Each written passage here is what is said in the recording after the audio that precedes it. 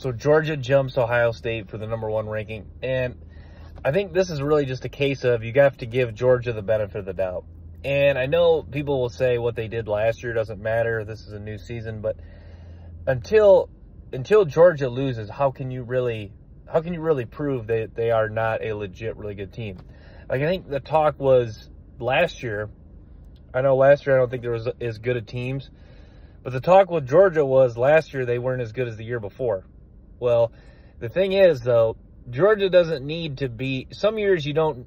If you win titles back to back, sometimes you don't have to be as good as the year before. You obviously just have to be as good as the best teams in the current year. So, I think Georgia is the best team in the country. I think Michigan's a really good team. I think Ohio State is a really good team. It would be interesting to see how Ohio State and Georgia would match up, even though Georgia would probably win again like last year.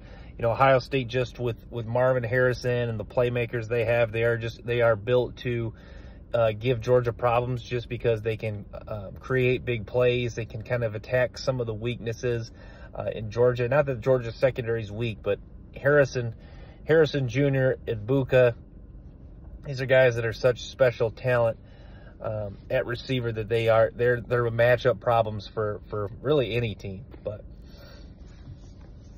yeah, I think Georgia, they really solidified that ranking with the performance against Ole Miss. It was a strong, dominant performance.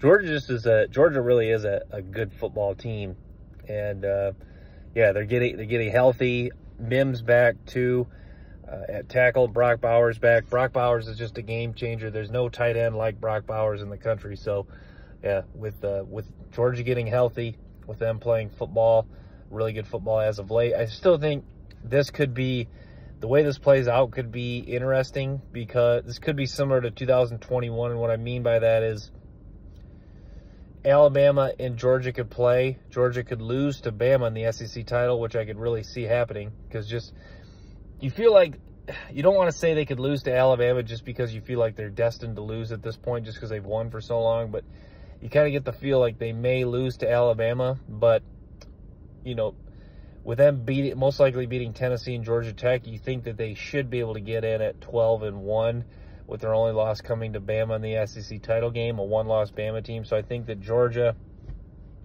and Alabama could get in. Could Michigan and Ohio State both get in?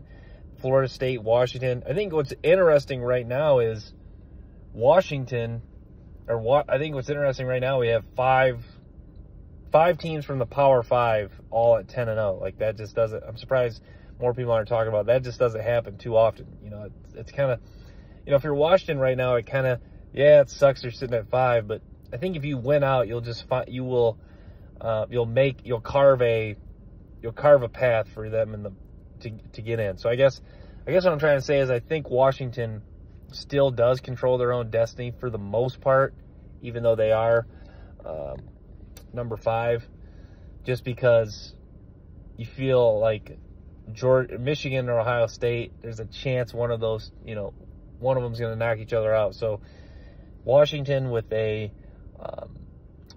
has a not really ability to control their own destiny, but has a